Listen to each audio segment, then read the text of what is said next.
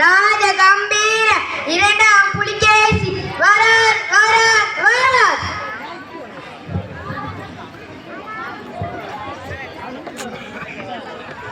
அமருங்கள். என்ன விவாதம்?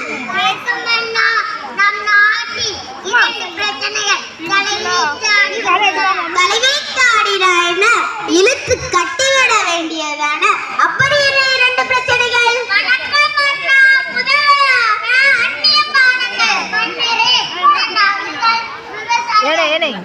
நம் நாட்டின் இத்தனை பிரச்சனைகளா? இதுவரை என் காதில் எட்டவில்லை. சரி சரி, பிரச்சனைகளை பற்றி பார்ப்போம். மன்னா மன்னா, தங்களை காண ஜான்சன் துரை வந்துள்ளார். யார் அந்த ஜான்சன் துரை? நான் எப்பொழுது அனுமதி கொடுத்தேன்? போன வாரம் அந்நிய மாநிலங்களை விற்க அனுமதி கொடுத்தேன் அல்லவா?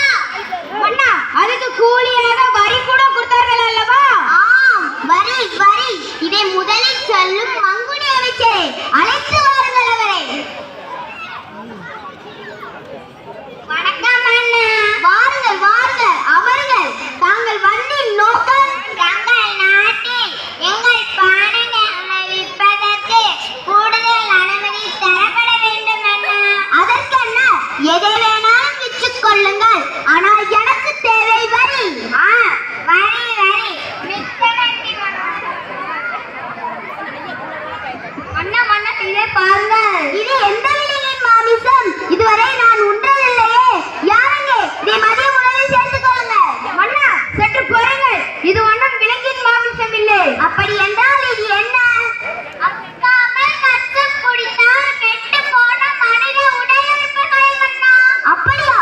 நம் ஆட்சியில் இது போன்ற தவறா? ஒன்றை வாங்கி ஒன்றை இலவசமாய் கொடுத்தால் என்ன? அத்தோடு உன்னை இலவசமாய் கொடுத்தால் என்ன? அண்ணா, குடிப்பதற்கு பதிலாக குடித்து விட்டால் என்ன? அப்படியே உன்னை எரித்து விட்டால் என்ன? மன்னா, நம் நாட்டின் எதிரிகளின் மீது தெளித்து விட்டால் என்ன? அப்படியே உன்னை தொலைத்து விட்டால் என்ன? அமைச்சரே, தங்கள் கருத்து? மன்னா, அது அதாவது எப்பொழுது பார்த்தாலும் வந்து வந்து யாரங்க யாரங்க அழைத்து வாருங்கள் தென்னாலிராமனை.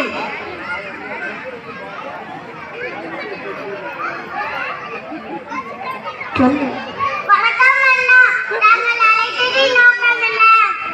தென்னாலிராமா, நம் நாட்டில் அந்நிய பானங்களை விற்பனை செய்தால் அதை அவர்கள் குடித்து குடித்து உடல் உறுப்புகள் கெட்டு போகின்றன.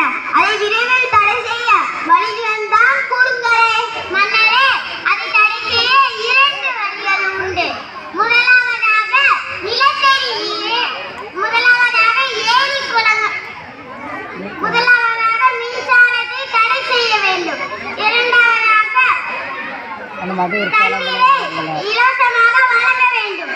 இதை செய்தால் தானாகவே செழிக்கும் அண்ணா.